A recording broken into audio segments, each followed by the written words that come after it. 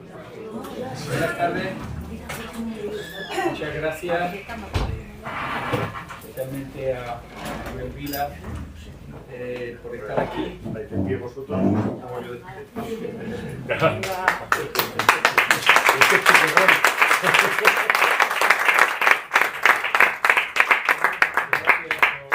Por acudir a esta cita que este año lanzamos con la presencia de Manuel Vila del programa que ya conocéis de otras veces de Poesía en tu librería, que montamos desde la Fundación Legado Literario Miguel Hernández para conseguir esto, ¿no? Para conseguir que las librerías sean lugares donde además de venir a buscar los libros, vayamos a seguir haciendo cultura y a interactuar entre nosotros y entre los autores. De Manuel Vila no voy a decir nada más que muchas gracias, porque eres uno de los grandes, de los contemporáneos, y porque estoy seguro que aprovechar tu presencia aquí, que nos hables de tu obra, como es natural, y que la pongas en diálogo, como a ti se te haya ocurrido, con la obra de Miguel Hernández, es lo que perseguimos, ¿no? Hacerlo aquí, hacerlo en las librerías, hacerlo de la mano de los libreros y las libreras, esa gente esforzada y súper trabajadora que hace posible que tengamos a mano lo que necesitemos buscar. Hay que reforzarlo, y buscar el encuentro en estos sitios es, desde luego, para nosotros algo muy importante. Además de los libreros y las libreras de la provincia, contamos también con la presencia de la UNED. Aquí tenéis a Juanjo Magaña, que viene en representación de la institución, de la UNED provincial. La UNED siempre está atenta a las propuestas que han hecho desde la Fundación, y especialmente con esta han tomado una decisión, yo creo que más que valiosa, y es que lo van a transmitir también a través de sus redes y a través de sus conexiones, de sus líneas de difusión por internet, pues a todo el mundo, especialmente al mundo de habla hispana, en donde tienen miles y miles y miles de personas que pueden acceder a esta información, por lo cual quiero agradecerte, Juanjo, esta decisión, y que la transmitan al equipo directivo desde la Fundación. Yo no quiero nada más que volver a agradeceros y deciros que estamos encantados, que estamos a vuestra disposición también para que nos sugiráis ideas, proyectos o, en fin, propuestas que podamos ser capaces de desarrollar. Y por mi parte nada más. Juanjo, cuando quieras. Yo brevemente nada más, porque que todos queremos escucharlo, ¿verdad? A eso hemos venido. Y entonces, hombre, en nombre de Manuel Valdivia, el director de la UNED, ¿vale? Pues me gustaría daros la bienvenida a todo este acto, que a él le habría encantado estar aquí, que lo disculpen. Y por supuesto a Marcelino de la Fundación Legado Miguel Hernández por colaborar con nosotros, colaborar con ellos, darnos la oportunidad de colaborar con esta magnífica iniciativa. Por supuesto a Bego y a José Carlos por brindarnos su casa, ¿no? Y como no, más importante a Manuel Vila, que tuvo además el año pasado, inauguró nuestra actividad estrella, que es el aula de literatura, inauguró la extensión universitaria inauguraste lo que es el acto más importante de la extensión recién creada, la extensión de Marto. Ah, claro. Fíjate que Marto. Lo sé porque te seguí en directo, sí. Porque ese día no pude ir, y que presentaste la antología Una sola vida, ¿puede ser? Sí, efectivamente. Vale, sí. Entonces, Sí, me acuerdo el pueblo me gustó muchísimo, Marto. Sí. Pero está muy lejos de aquí, ¿no? Está una orilla, ¿no? Por eso, o sea que para nosotros es... Google Maps lo tengo un poco...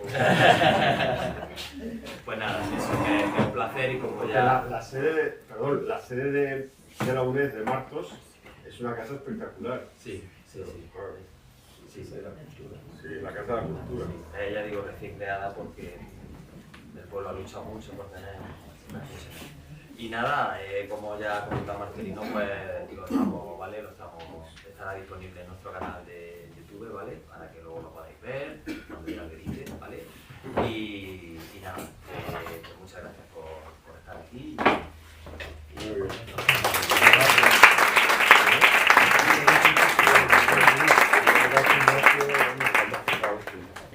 Pues muchísimas gracias por venir. A estas personas, pues, da mucho gusto ver tanta gente que viene a escuchar hablar de literatura y en este caso de poesía. Marcelino me ha dicho antes, me ha hablado de Miguel Hernández, de la custodia del legado de Miguel Hernández aquí, y claro, me ha sugerido que dijera algo sobre Miguel Hernández. Hay una cosa de Miguel Hernández con la cual yo sintonizo especialmente. Una cosa muy importante, algo que era muy importante para él. Claro, él murió en 1942, es un poeta de su tiempo, pero para él era muy importante la vocación popular de la poesía. Esto luego, con el siglo XX en marcha, se fue olvidando por muchos poetas posteriores y se fue acentuando más la parte más sofisticada de la poesía o más aristocrática, y se fue olvidando este objetivo de que la poesía sea popular, de que la poesía tenga como público a toda la gente, que no sea algo, que no sea como de alguna manera quería Juan Ramón. En ese sentido es un poco anti Juan Ramón, que no sea a la inmensa minoría que dedicaba a los títulos Juan Ramón Jiménez, siempre, aunque ponía inmensa, eso ya. Pero la idea de que la poesía tiene que ser un género literario con vocación popular, que es básico en Miguel Hernández, y yo creo que él escribió esa poesía precisamente al dictado de esta teoría, pues eso yo también lo he sentido, ¿no? Por eso yo he hecho, claro, lo que yo no podía hacer es una poesía popular como la que hizo él, porque yo no soy de su época. Él hizo la poesía popular que había que hacer en el tiempo que le tocó vivir.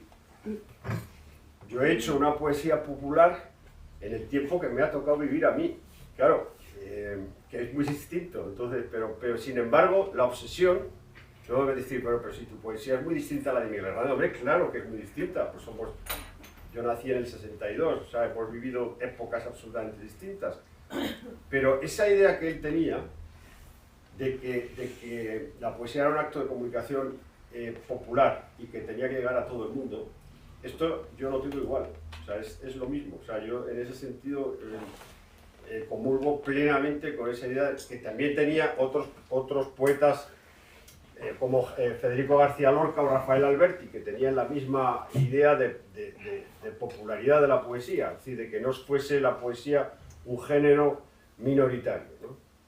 Y en ese sentido yo la poesía que he escrito ha estado siempre dominada por esa obsesión de ser entendido, de ser comprendido y de tener un público mayoritario. Es decir, de quitarle a la poesía esa idea de que es un género para ilustrados, para gente muy inteligente, para gente muy lista, y la novela es el género popular y la poesía es el... Bueno, como yo hago de todo, yo realmente, claro, yo escribo de todo, o sea, claro, yo aquí he venido como poeta, pero yo soy narrador también, soy ensayista, soy articulista, en fin, todos los gremios, los gremios que tiene que escribir un escritor en España, pues para comer 3 veces al día, claro. Es un poco de lo que se trata. Entonces, bueno, yo voy a empezar leyendo. Yo tenía, claro, es decir, un poeta de qué habla, o sea, un poeta que tenga esa idea que acabo de decir del tema cercano, de la mano tendida a la gente que convive en este tiempo histórico con él, a mis vecinos, por decirlo de alguna manera. Pues si Miguel Hernández tenía una idea de lo popular, era en forma de lo que se vivía entonces, lo que entonces se consideraba popular. Bueno, pues yo tenía un coche. Todos tendréis un coche, ¿no? ¿O habréis tenido un coche? Yo tenía un coche que me iba muy bien, Este es el poema que voy a leer ahora. Es un himno a ese coche. Yo tenía un coche que iba extraordinariamente bien y de repente tuve una avería. Y llevé el coche al mecánico. Y el mecánico me dijo que lo que se le había estropeado a mi coche era la junta de la culata. Esta es una palabra que a mí me inquietó, ¿no? Claro, yo soy escritor. A los escritores, la manera de inquietar a un escritor es siempre con palabras, ¿no? Siempre que queráis. Si tenéis un escritor delante, si lo queréis inquietar, hacedlo con palabras. Y claro, cuando yo oí junta de la culata, y luego oí otras palabras, como cigüeñal, manguito. Entonces, claro, son palabras, ¿no? Me inquietó, ¿no? Y entonces él me dijo, dice, mira, tu coche tiene 12 años y ahora le ha fallado la junta de la culata, que la podríamos cambiar, pero es una avería cara, es una avería de 1.000 euros, de 1.000 euros de hace un montón de años, del año 2006, 1.000 euros del año 2006. Del año 2006. Dice, es una avería cara que, bueno, pues te lo puedo hacer, pero es que dentro de 3 meses te va a salir otra cosa. Mira, lo que me dice, lo mejor es que lleves el coche te acojas al plan Prever, que era entonces como se llamaba, que te darán 400 euros y cómprate uno nuevo, porque no vale la pena gastarte el dinero en este coche. Bueno, pues yo me fui a mi casa y tomé una decisión, pero un poco confundido, ¿no? Ante la recomendación del mecánico, ¿no? Y en estas, a los 15 días, mi perro, con el que había vivido 15 años, la persona que más atención me ha prestado a mí en esta vida, desde que me levantaba por la mañana, siempre estaba mirándome, sobre todo cuando desayunaba y llevaba en la mano una galleta, pues enfermó gravemente. Y lo llevé al veterinario, claro, el perro tenía 15 años, no, tenía 14, no había cumplido 15. Y tenía un cáncer de hígado galopante, me dijo el veterinario. Y me dijo, dice, se le puede operar, va a sufrir y en 3 meses se morirá igual.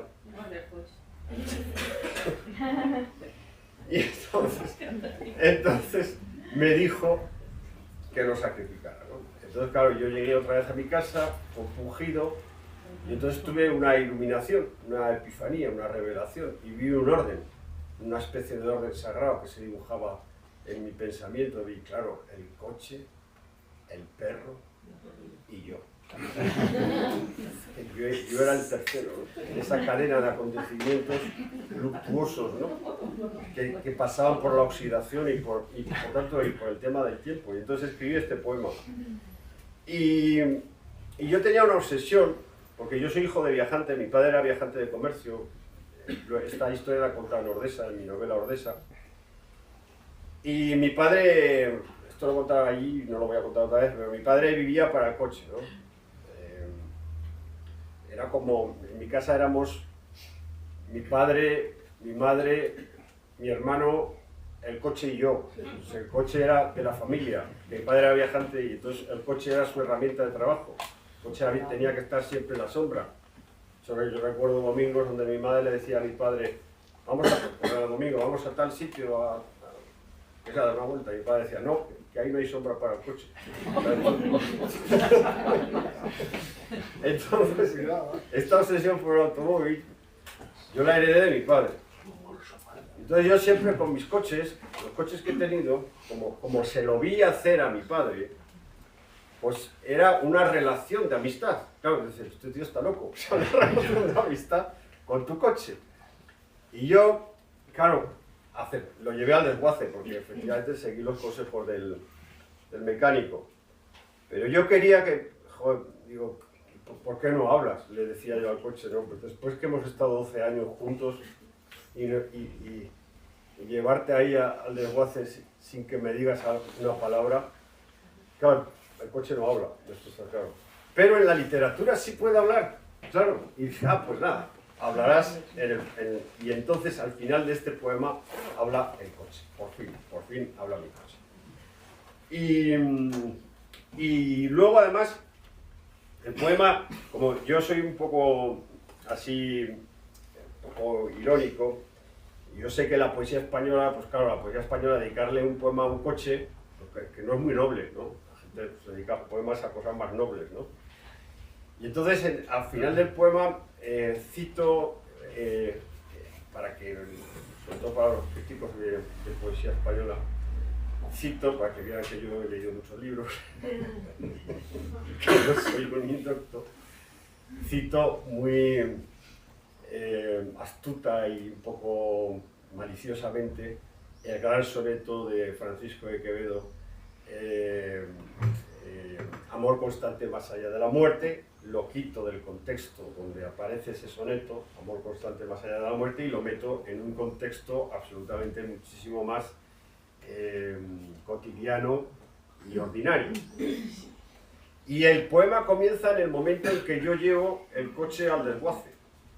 O sea, en ese momento, o sea, empieza in media res, que dicen los cultos, en ese momento. Y el poema se titula Con la matrícula del coche. Claro, yo no le llamé, no le bauticé. Cuando se podía, cuando tú matriculabas un coche y en la matrícula aparecía el origen de la provincia, yo soy aragonés, soy de un pueblo que se llamaba Barbastro, y los coches los compraba allí, en Barbastro. Entonces llevaba la matrícula HU de Huesca. El poema se titula HU 4091L, que es la matrícula. Adiós, hermano mío.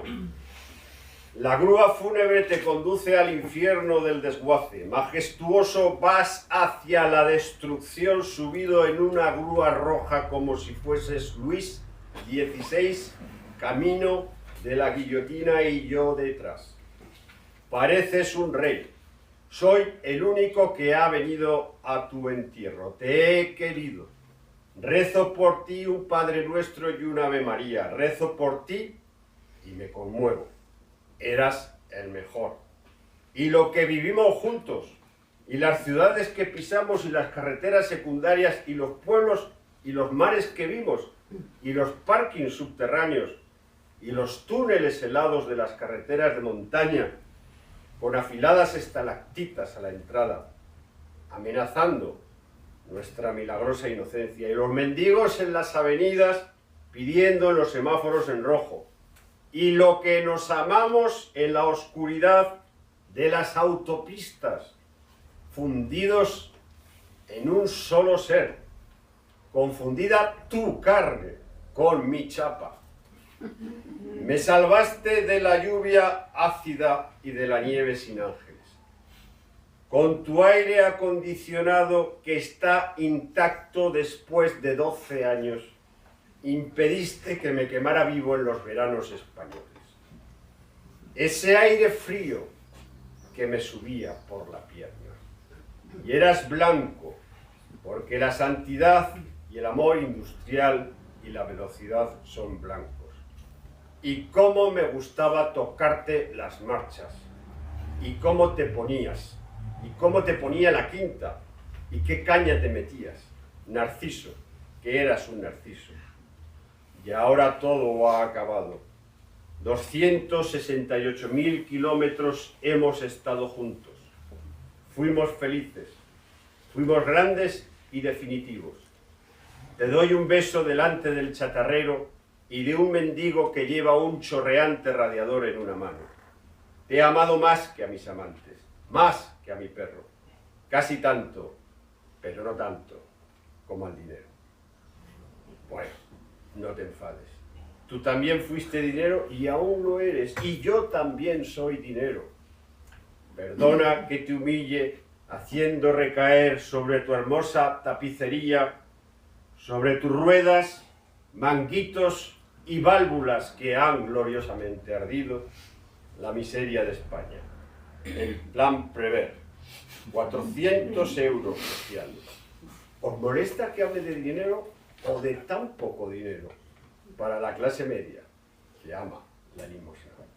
Tú, que fuiste mi libertad, que me llevaste cerca del paraíso. Tú, que me hablabas por las noches y me decías, hermano, qué bien conduces. Hermano, eres el mejor de los hombres.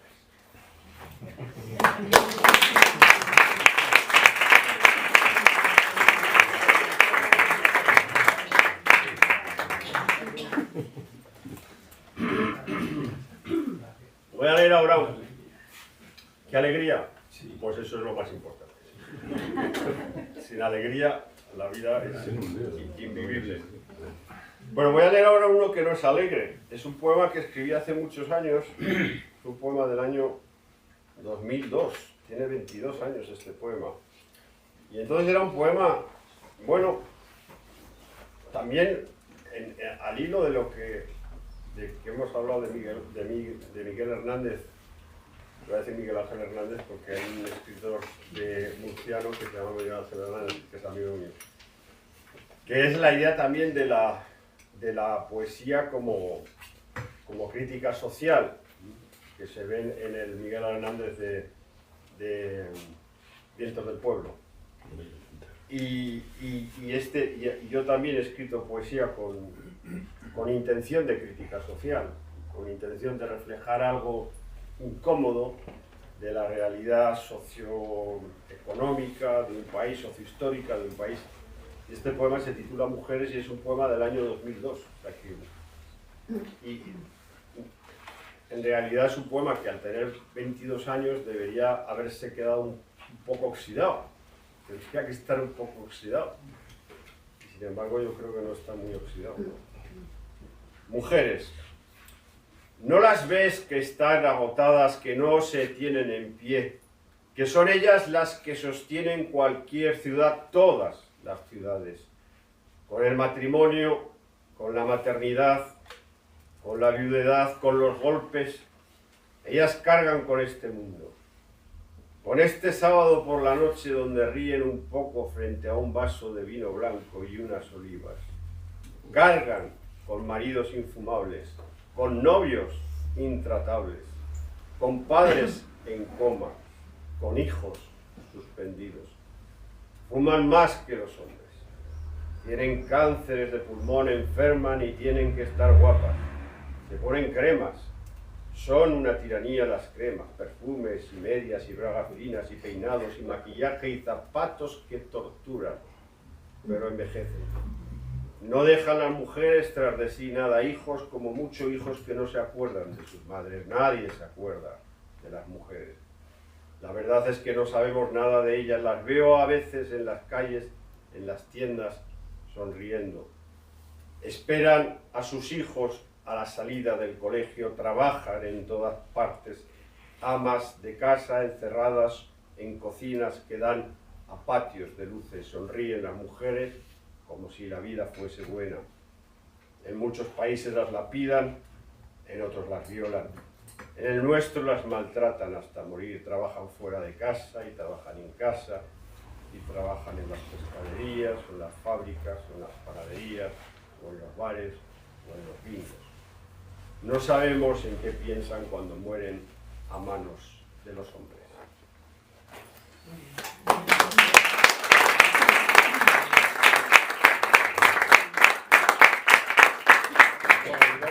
Voy a leer uno más divertido. El coche. Me ha faltado saber qué modelo era. Era un Nissan Primera. ¿Ves? Ahí, todo el mundo me pregunta. Me ha faltado, claro. Ya me podía la Nissan haber regalado un coche. Pero aquí no regala nadie nada. Le dediqué un poema a Iberia, en un poema que igual leo luego, y tampoco la hago. No hay manera. No hay manera. Un avión es mucho. No, hombre, un viaje. Un billetico. Viaje a Tenerife, a Las Palmas. El inmaduro. Este es un poema que habla de... Esto es... mi madre decía que las personas que ya tienen una edad y que de repente revisan sus vidas y piensan que podían haber elegido otra cosa, pues que eso era un signo evidente de inmadurez, ¿no? De inmadurez. Y entonces yo me vi a mí mismo como un gran inmaduro, ¿no? Y entonces titulé este poema El inmaduro, que va sobre eso, sobre decir, la vida de cualquier ser humano, hombre o mujer, son una serie de elecciones que has ido haciendo. Bueno, una persona de 20 años no, una de 25 pues tampoco, una de 30 ya algo sí que ha elegido. Entonces, cuando uno hace un poco balance, ve que su vida han sido distintas elecciones y claro, y piensa, ¿y si hubiera elegido otra cosa? Y ahí es donde aparece la inmadurez. Esto se titula El inmaduro. Me pasa siempre y duele y confunde, debe ser algo relacionado con la desesperación de vivir. Si estoy en Barcelona, me gustaría estar en Madrid. Si estoy en Zaragoza, me gustaría estar en La Coruña. Si estoy en La Coruña, me gustaría estar en la cima del Aneto, comiendo setas venenosas bajo el cielo helado. Si voy al cine, en mitad de la película me entran unas ganas revolucionarias de estar en mi casa viendo la televisión.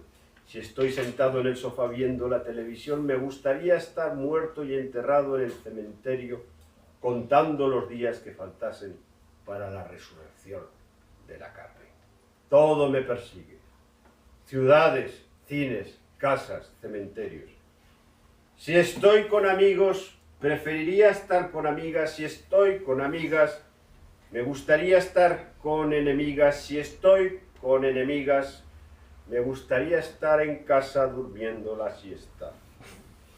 Si me compro unos zapatos con cordones, cuando salgo de la tienda y ando por la calle, empiezo a envidiar a todos aquellos que llevan zapatos sin cordones. Y también me pasa con las vidas. Si me pienso abogado, preferiría ser médico. Si médico, sacerdote. Si sacerdote, hombre casado y con 7 hijos. Si casado, soltero. Si soltero, viudo, muy apenado. Si viudo, monje. Si monje, matador de toros. Estés donde estés, no has acertado por completo. Siempre hay algo más barato y mejor por ahí. Siempre hay vistas desconocidas en el acantilado de la vida. Me está matando esto de vivir una sola vida. La gran muerte de vivir en una sola forma. Pues este poema tiene toda la razón.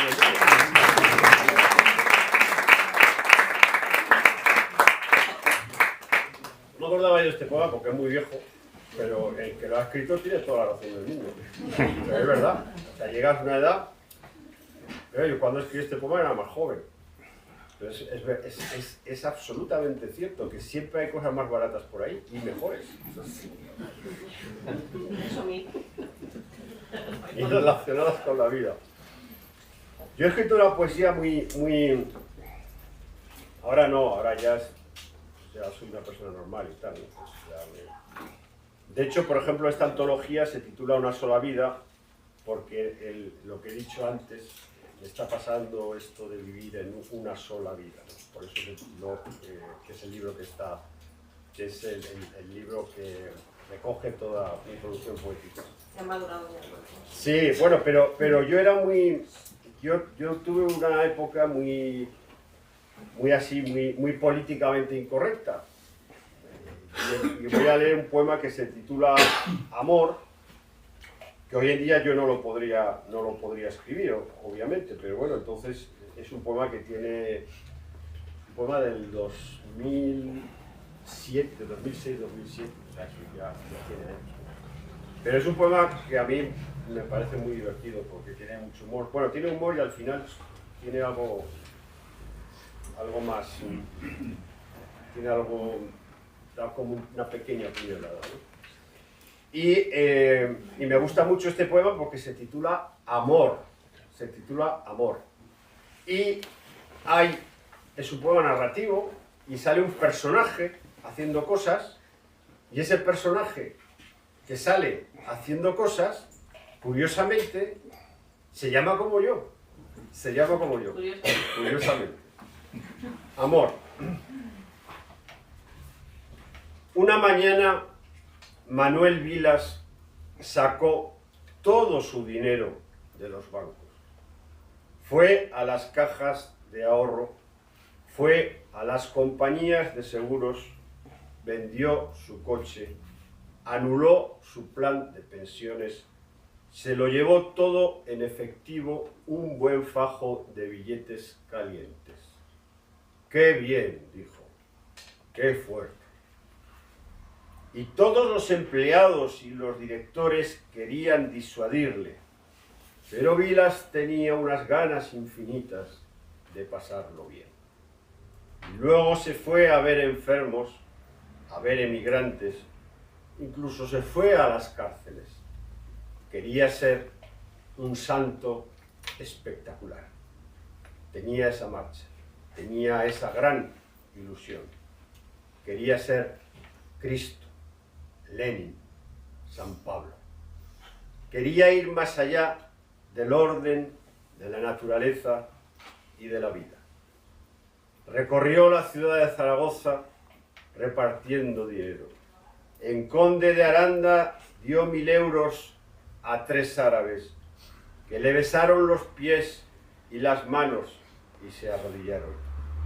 En el barrio de Delicias, en la calle Barcelona, dio 300 euros a una negra africana. Y ella quería comerle el sexo al buen Vilas. Pero Vilas dijo: no, nena, hoy soy un santo, hoy soy San Vilas, consérvate para tu marido, él te necesita y yo os bendigo, anda nena, ve en paz. Y Vilas se echó a reír.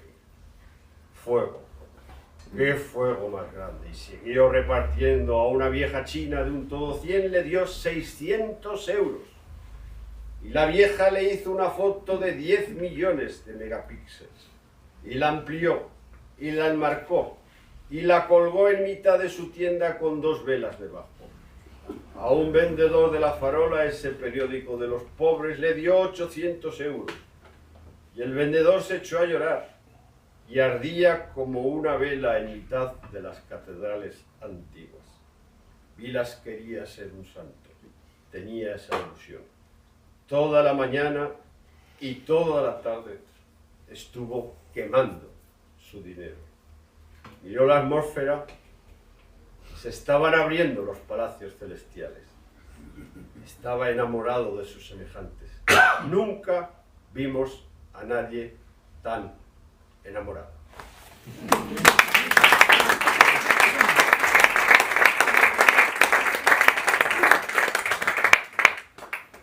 Sí, pues el poema parece que es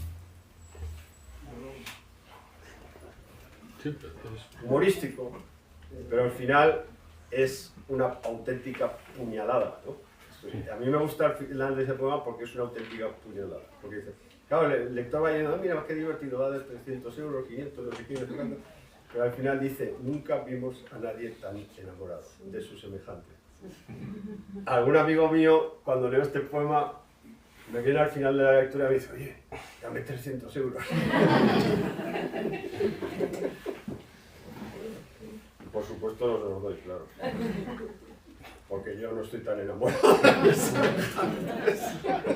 No estoy tan enamorado de mis semejantes como no estoy tan enamorado de mis semejantes como el protagonista del poema. Es un santo, el tipo. Voy a leer ahora un poema. Bueno, otra cosa, claro, también en relación con lo de Miguel Hernández, con relación de en relación a la idea de la poesía como un arte que aspira a la comunicación y a la popularidad en el buen sentido de la palabra. Es decir, nunca pienso que jamás Miguel Hernández, cuando tenía esa voluntad de llegar a todo el mundo, eso le supusiera rebajar ni un gramo la exigencia literaria de su poesía. Entonces ahí es donde que a veces te dicen, no, claro, pero es que eso es vulgar y tal. No, vamos a ver. Es decir, el poeta, a mí la poesía que me interesa es como la poesía de Walt Whitman, ¿no? Es decir, o como la poesía de las odas elementales de Pablo Neruda, ¿no? Es decir, la poesía que sabe tratar temas absolutamente cotidianos sin renunciar a la profundidad del género, a la profundidad de la literatura. Claro, esa es la que a mí me ha gustado y la que de alguna manera también representa a Miguel Hernández, ¿no? O representaba a Lorca, ¿no? Bueno, entonces, claro, yo vivía en Zaragoza. El poema anterior era cuando yo vivía en Zaragoza. Eso se me olvidó decirlo, que habéis visto que salían calles de Zaragoza. Bueno, yo he vivido muchos años en Zaragoza, pero desde hace 10 años vivo en Madrid. Y yo vivía en Zaragoza en el año 87, 88, cuando apareció allí, en la Plaza de España de Zaragoza, un sitio absolutamente enigmático, que nos dejó a todos los que vivíamos en esa ciudad obnubilados, que fue el primer McDonald's de Zaragoza. El primero, claro, estoy hablando del año 87, creo que fue cuando apareció ahí el McDonald's, 86, 87. Y todo el mundo se lo miraba a ese sitio diciendo, y esto parecía una nave extraterrestre que había aterrizado en la Plaza de España de Zaragoza. Ahora ya todo el mundo sabe lo que son los McDonald's, pero yo estoy hablando de hace 40 años casi. De hace 40 años casi. Total, que luego yo he viajado mucho por el mundo y vi que todo el mundo tenía McDonald's. Digo, joder, pues es que esto está claro, lo viví en Meridiano. Hay que dedicarle un poema al McDonald's, esto está clarísimo. Y escribí este poema que se titula McDonald's. Este poema es uno de los poemas con el que me han pasado las cosas más divertidas del mundo. Este poema, para unos críticos de poesía, ha sido un poema en donde yo reivindico el capitalismo. Para otros ha sido un poema en donde yo critico el capitalismo. Bueno, la prueba del algodón es esta. En Zaragoza este poema le gustaba mucho a un periodista cultural y llamó, que trabajaba para la televisión. Tenía un programa de literatura, de libros, en la televisión. Y dice, joder, qué buena idea, vamos a grabar este poema dentro del McDonald's de Zaragoza y tal, se va a quedar muy chido y tal. Quería hacer un programa sobre poesía. Y entonces llamó a McDonald's para pedirle permiso y le dijeron que le mataran el poema. Y cuando McDonald's vio el poema, dijo que no, que de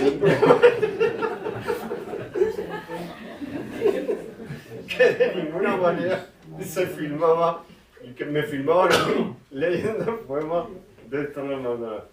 Y luego otra cosa curiosa que me pasó con este poema es que yo fui a Casablanca, al colegio, el colegio español de Casablanca, que es un colegio español de mucho prestigio.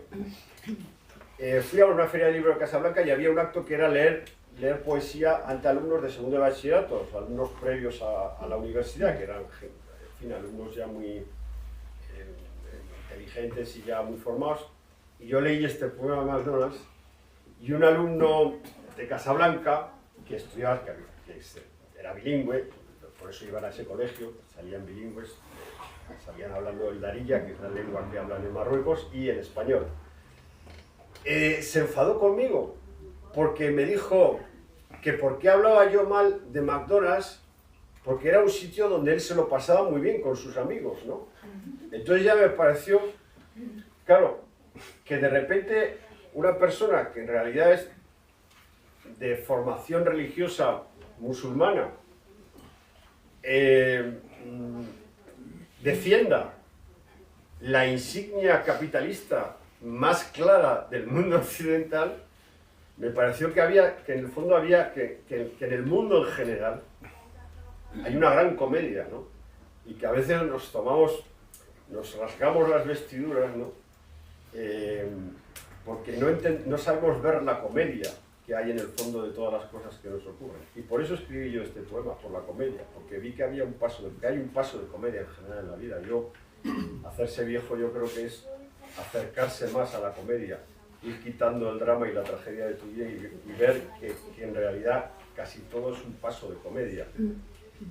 Y bueno, y escribí este poema porque lo vi claro, ¿no? Pero luego un crítico literario muy importante sostuvo la estupidez de que este era un poema a favor de los McDonald's. O sea, fijaros, ¿no? Esto era a lo que iba. Hay una cosa que a mí me parece fundamental en la literatura, por lo menos la que yo escribo, y que esto es una herencia de Miguel de Cervantes, que yo lo vi en Cervantes, por primera vez cuando era estudiante y tal, que es la ambigüedad. Es decir, a mí los escritores que más me han perturbado, me han ampliado la memoria, la mirada, me han ampliado la mirada, son aquellos escritores que no resuelven los enigmas morales de tu tiempo, sino que te los dicen y en un enorme y gran respeto al lector no resuelven el enigma moral. Te hacen una fotografía inteligente y expresiva de lo que hay delante de la vida, pero no te dice ¿es horroroso o es maravilloso? La decisión, en un acto de generosidad y en un acto de respeto a la inteligencia del lector, se deja al lector. La decisión se deja al lector. Entonces eso se llama ambigüedad. Y hay muchos textos que, el Quijote es muy ambiguo, y hay muchas novelas y muchos libros que buscan esa ambigüedad. Entonces que tú ves allí representada una serie de cosas que te interesan mucho, pero ves que el escritor no te dice si eso es bueno o si eso es malo, y eso es lo que más te perturba. Lo que más te perturba es cuando el escritor te deja al borde de ese abismo, ¿no? Y que no te lo ha resuelto, sino que te ha hecho todavía, te lo ha agrandado. Y este poema se titula McDonald's. Estoy en el McDonald's de la Plaza de España de Zaragoza haciendo la cola gigantesca con los ojos clavados en los carteles de los precios, el dinero justo en la mano derecha, billetes arrugados. Estoy ahora en el piso subterráneo, arriba fue imposible. Estoy sentado al lado de un niño negro que tiene en su mano una patata amarilla untada de ketchup muy rojo. Santísima bandera del otro mundo, el niño negro que resplandece, mi hermano ciego. El niño está solo, no bebe, no le llega para la Coca-Cola, solo patatas, esa desgracia, esa soledad idéntica a la mía. ¿No lo entiendes? Solo le llega para las patatas. Y está sentado, quieto, en su trono, la negritud y el niño, en el trono, allá, en ese trono radiante. McDonald's siempre está lleno. Es el mejor restaurante de Zaragoza. Una alegría despedazada nos despedaza el corazón. Por 3 euros... Ya bien maduras. Fíjate, por 3 euros. Ahora vale más. Pero es la antigüedad del poema. Por 3 euros te llenan de cajas, de vasos de plástico, de bolsas, de pajitas, de bandejas. Es el mejor restaurante del mundo. Es un restaurante comunista. Rumanos, negros, chilenos, polacos, cubanos, yo mismo, aquí estamos, abajo, al lado de un muñeco, al lado de un cartel que dice An lo vinito. Tengo una bota encima de un charco de un helado de nata de pecho. Miro la nata comerse el tacón de mi boca. Una nata blanca, despedazada. Arde el sol sin tiempo, bulle la mano sucia. A mi lado, una niña de 20 años le dice a un tío de 17 que no le importaría hacérselo con él, une con él. Y ríen y tragan patatas fritas. Y yo trago patatas fritas.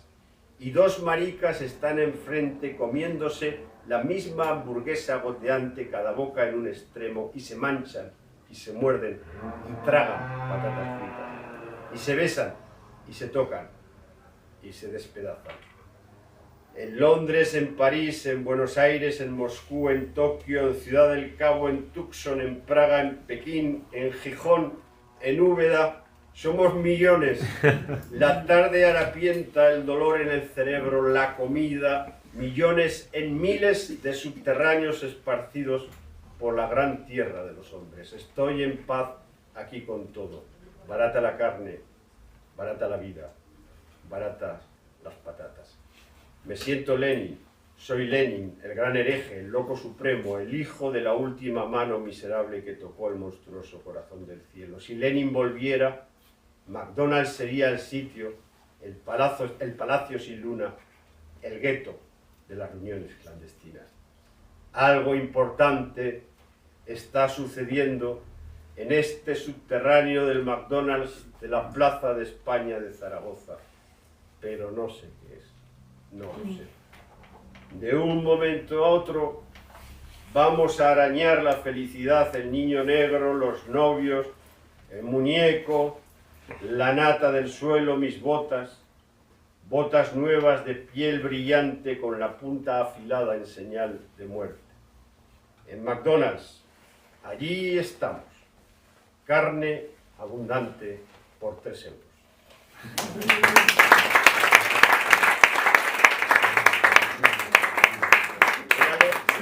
Voy a leer un par más y termino porque ya estaré cansado.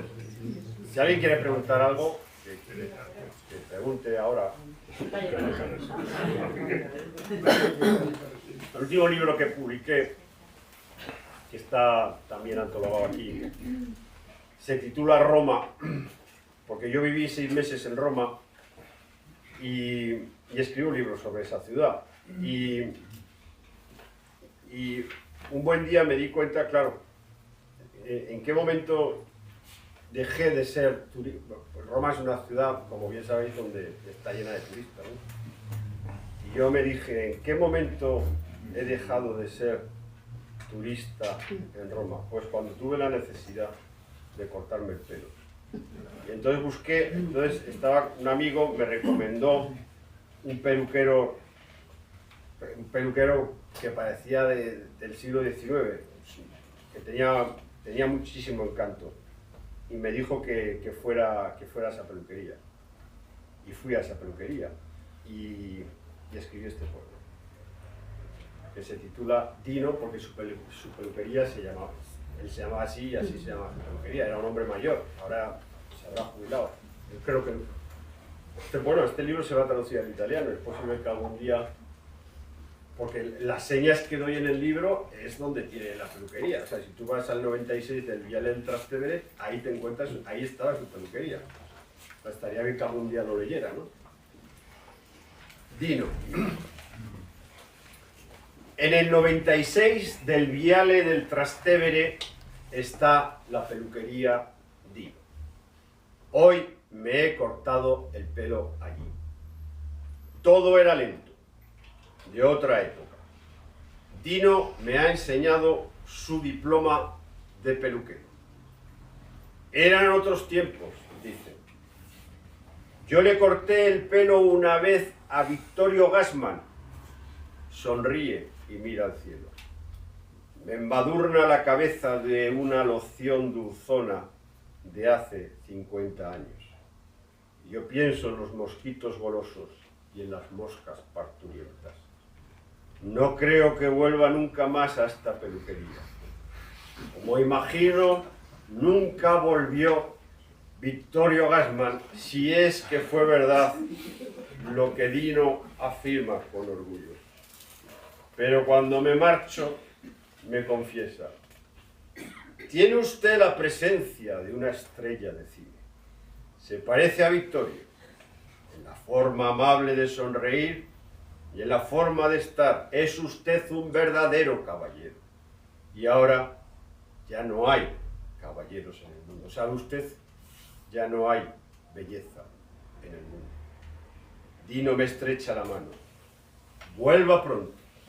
Dino siempre le esperará.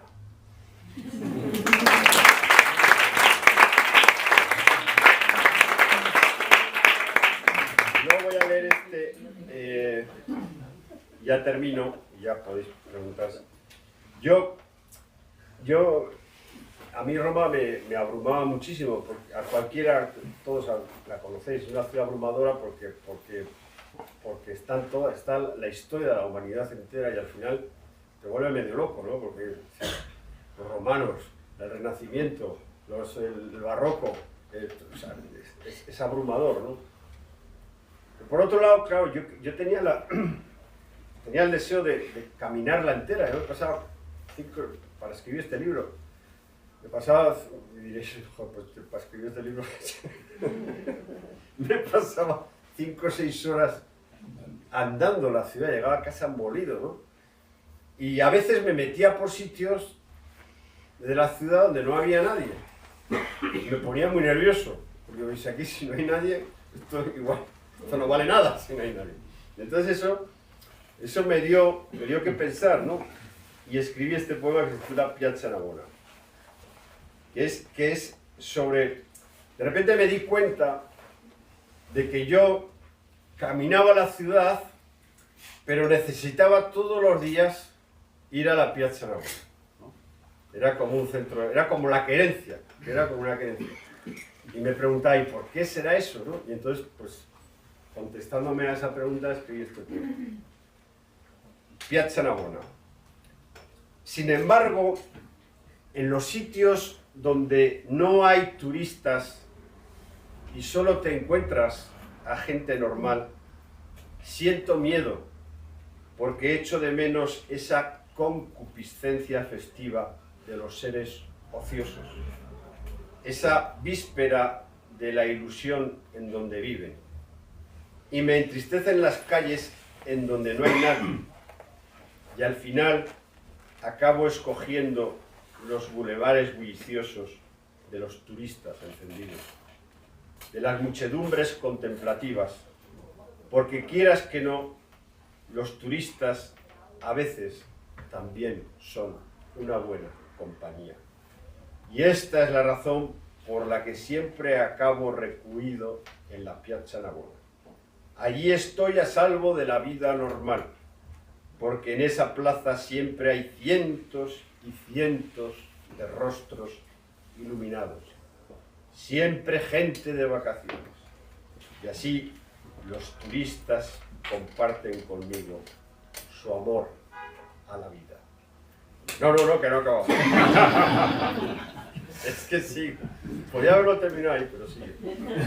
La Piazza Navona es mi patria.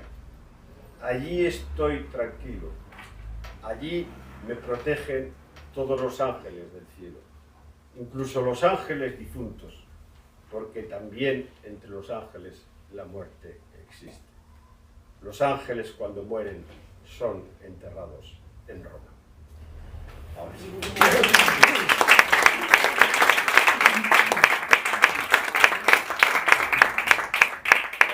Yo creo que ya os he aburrido bastante, ya os he leído muchos poemas. Y si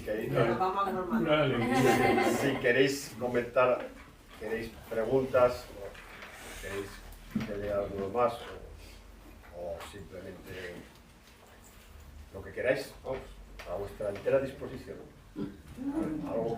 Alguna curiosidad. Cuéntanos cómo descubriste a Miguel Hernández por primera vez.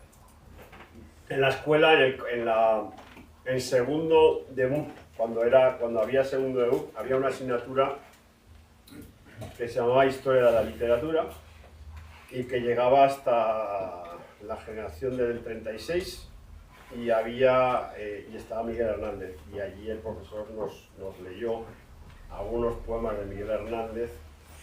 La elegía Ramón Sige, creo que fue el primer poema de Miguel Hernández que yo leí. Pero fíjate, luego en la universidad, porque yo luego estudié filología hispánica, luego en la universidad no se acababa la historia de la literatura que estudiaba ahí se acababa en la generación del 27. Y ya Miguel Hernández es como si no hubiera existido para la universidad. En cambio, en el bachillerato sí. Bueno, tú tenías el segundo de bachillerato, que era Pues tendría 14 años. 13 o 14. No, segundo de BU. Ah, de Google. Segundo de BU. Es el equivalente a cuarto de la ESO. O sea, hoy sería... ¿No ha hecho eso? Hoy hubiera descubierto a Miguel Hernández en cuarto de la ESO. Que no está mal, No ¿eh? había guardado el libro. No está mal. Cuarto de la ESO. Un libro naranja, lo tengo lleno de casa. Todos estaban muy bien aquellos libros. Además, entonces estudiaba literatura. Ahora no se estudia literatura en el bachillerato. Sí, sí. Pero se estudia con la lengua. Pero no sola. Bueno, pero Esa era una intentamos asignatura- meterla. Pero esa era una asignatura exclusiva de literatura. Solo Sí, era sí, eso lo literatura. estudié la- Era literatura española. Lázaro Carreter. De Lázaro Carreter. Pero luego la literatura se ha seguido estudiando, pero mezclada con la lengua. No ella misma, no solo por ella misma. Pero la tenemos muy presente. Sí, ya, pero no está... No, sí, los profesores sí que por supuesto, los profesores entienden la importancia de explicarla, pero sin embargo el sistema educativo no la entiende. O sea, el profesor sabe del programa, tiene que explicar lengua, tiene que explicar literatura y sabe la importancia que es transmitir conocimientos sobre literatura, pero el sistema educativo, si por el sistema educativo fuera, se la cargaría. Se la Están cargaría. en ello. Porque no sirve para nada, porque la literatura no sirve para nada, pero ellos tampoco sirven para nada. La filosofía tampoco en aquella época también se la filosofía y la literatura es concepción. Claro, también se han querido cargar la filosofía. Pues muy bien, curiosidades, preguntas. ¿Cómo se recibe fuera del somontano tu humor somarga? Bueno, yo siempre, a ver, hay, efectivamente, es que le destaca. Los aragoneses tenemos un humor muy bestial, ¿no? O sea, es una cosa que yo, por ejemplo, chistes, solo los chistes míos que a mí me gustan, solo los cuento con aragoneses, porque si no la gente piensa que has salido del manicomio o que eres un asesino en serie.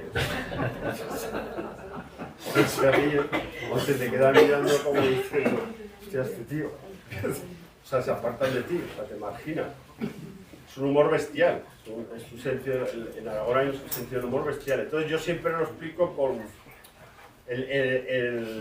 la figura más importante, con dos figuras que dio el arte aragonés, o sea, artistas nacidos en Aragón, que fue el humor que hay en Goya, y el humor negro de Francisco de Goya, y el humor metafísico, surrealista, muy difícil de definir, de Luis Buñuel. Yo soy muy fan de Luis Buñuel. Yo me pongo una película de Luis Buñuel y me río, ¿no? O sea, porque Luis Buñuel era un humorista, fundamentalmente era un humorista. Como Berlanga es otro de los grandes humoristas, ¿no? Y entonces si Buñuel, que todo lo que hay en Buñuel, ese humor que hay en Buñuel es absolutamente aragonés. Claro, el cine de Buñuel se hizo internacional y eso dio lugar a que lo interpretaran de forma muy sesuda y intelectualmente con mucha solvencia y tal, ¿no? Pero claro, un aragonés que ve el cine de Buñuel sabe, lo ve de una manera muchísimo más próxima, porque sabe que está viendo el humor de su tierra, ¿no? El humor de su tierra. Pues hay una escena no recuerdo ahora la película, en donde Fernando Rey con un cubo de agua le tira un cubo de agua encima a una mujer, ¿no? Esto yo como aragonés lo veo y lo entiendo perfectamente. O sea, las barbaridades buñuelescas que hay en el humor de Luis Buñuel forman tú eres de Jaca, forman un poco parte de ese paisaje humorístico especial, que es muy destructivo y es muy salvaje, es un humor muy salvaje.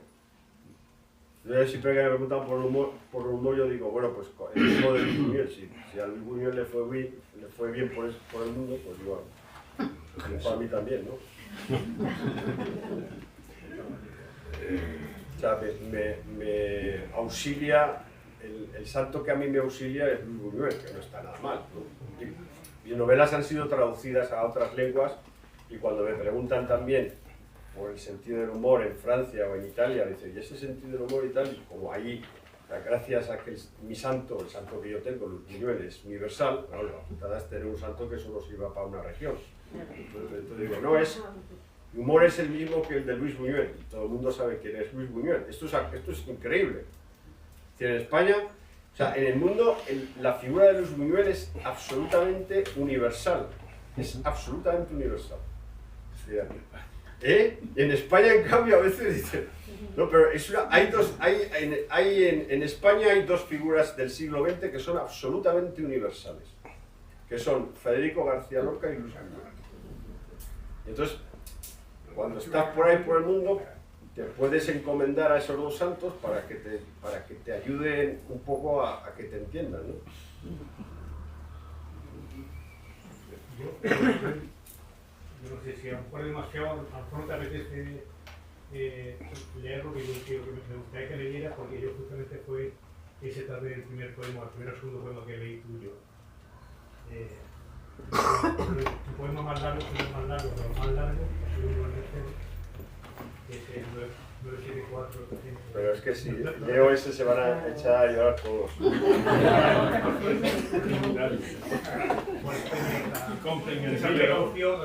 Sí, ese poema es un poema que yo escribí a la muerte de mi madre, pero se van a llorar, se van a ir todos a casa deprimidos y no me van a comprar el libro.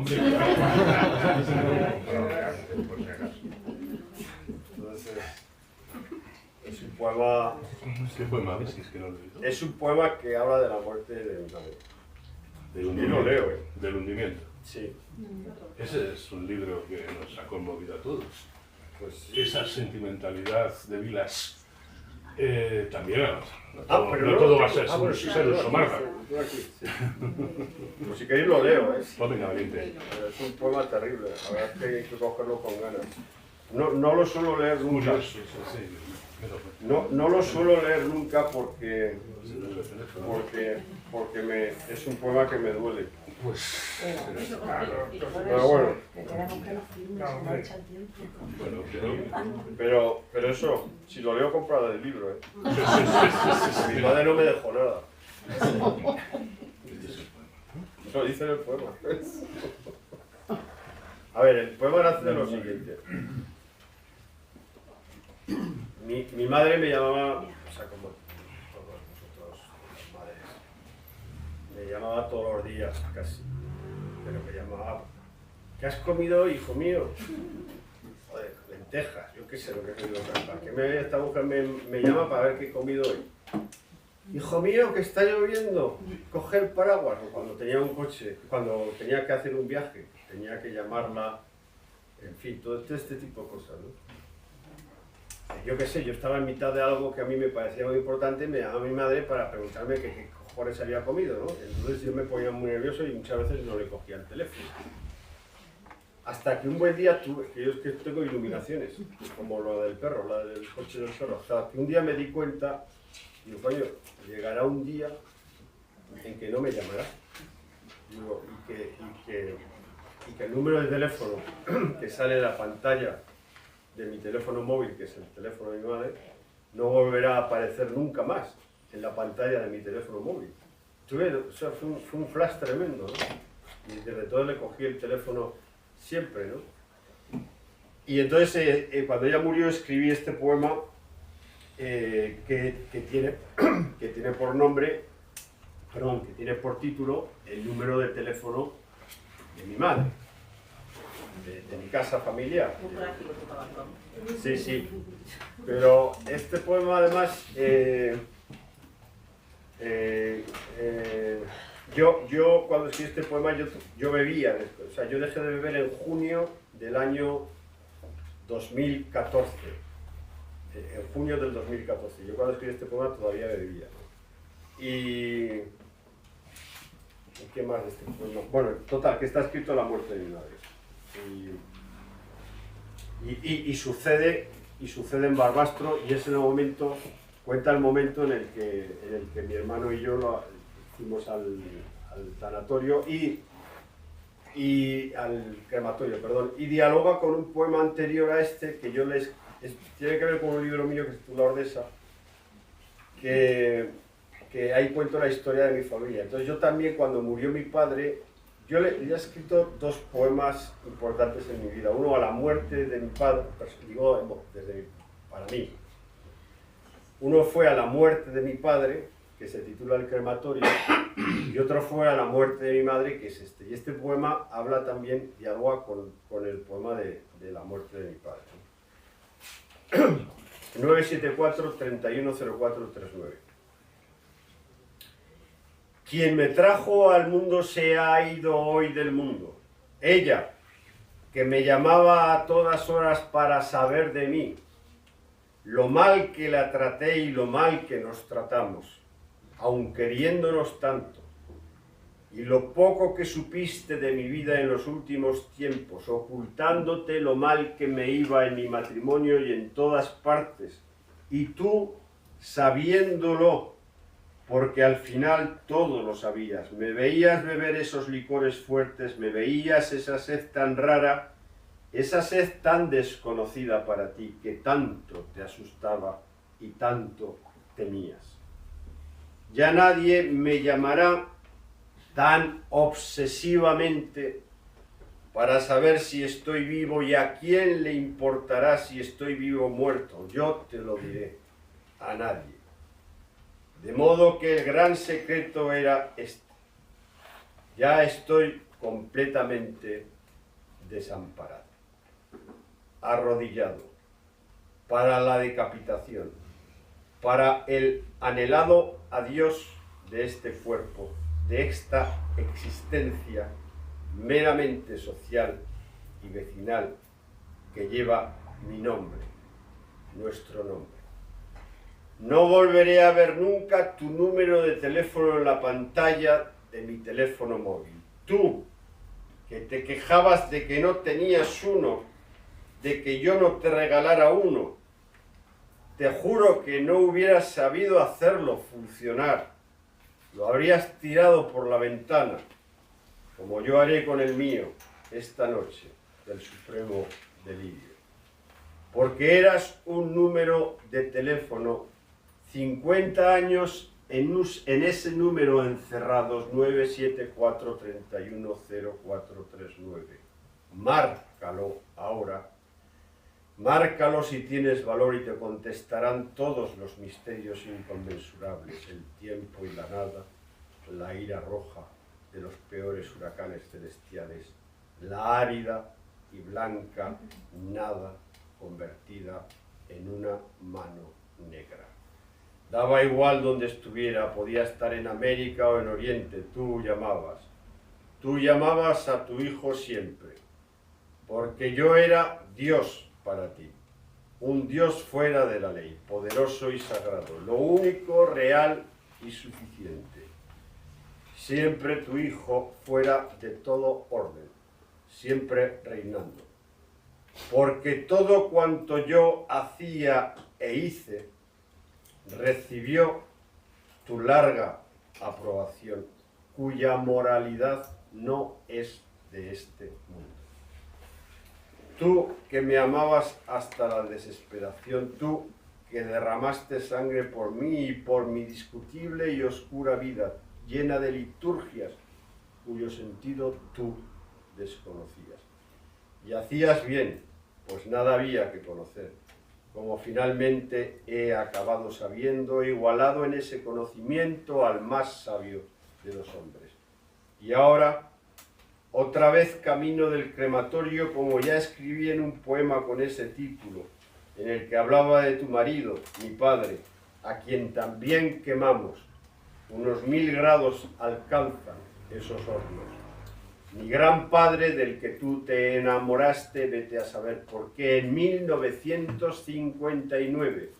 ¿Y a quién demonios le importa ya sino a mí, el que siempre os quiso tanto y os querrá hasta el último minuto del mundo? Te di un beso en la santa frente helada, un domingo por la mañana de un 24 de mayo del año 2014, lloviendo, en una primavera inesperadamente fría, mientras una máquina sofisticada introducía tu caja barata, mira que somos pobres, en el fuego final al que mi hermano y yo te condujimos. Sentí tu frente antigua y acabada en mis labios antiguos y acabados, pero aún conscientes los míos, los tuyos, venturosamente no. Nunca pensé que el sentimiento final fuera este, la envidia que me diste, la codicia de tu muerte, codiciando tu muerte, porque me dejabas aquí, completamente solo, por primera vez en nuestra larga historia de amor, y solo para siempre. Y recuerdo ahora a todas aquellas mujeres que querían acostarse conmigo, hacer el amor conmigo, y eso acabó siendo mi vida cuando yo solo quería estar contigo para siempre. Vaya mamá, no sabía que te quería tanto. Tú sí que lo sabías, porque siempre lo supiste todo. Qué bien que todo haya acabado. En una culpable tarde de primavera en donde comienza el mundo, en donde para ti acaba el mundo, en donde para mí ni acaba ni comienza, sino que persiste involuntariamente. Qué bien este silencio omnisciente aquí en Barbastro, donde fuimos madre e hijo por los siglos de los siglos. Aquí en Barbastro, en este sitio tan nuestro, tan escuetamente nuestro. Todo ocurrió aquí en estas calles, todo lo recuerdo y todo lo recordaré. Te amo finalmente, como no he amado a nadie. Todas fueron tu réplica. Ah, se me olvidaba. Podías haber dejado algo para pagar tu entierro. No sabes lo mal que me va y lo pobre que soy. Mira que fuiste manirrota y derrochadora.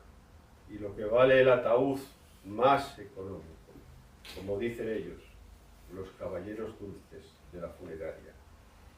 Mira que fuimos pobres y desgraciados tú y yo, en esta España de grandes hijos de puta enriquecidos hasta la abominación. Y aún así, pobres como ratas tú y yo, mantuvimos el tipo como dos enamorados. Qué bien, qué hermoso. Cuánto te quiero, te quise, ya no sé. ¿Y a quién le importa? Desde luego no a la historia de España, nuestro país, si es que sabías cómo se llamaba, la solemne nada histórica en que vivimos, papá, tú y yo.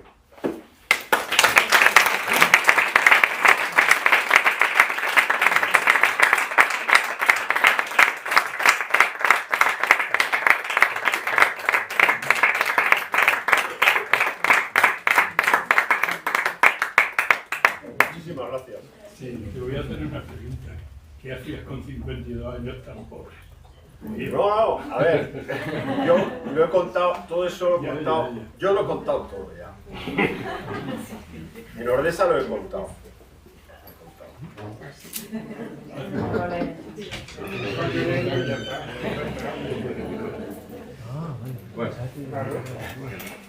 Muchísimas gracias.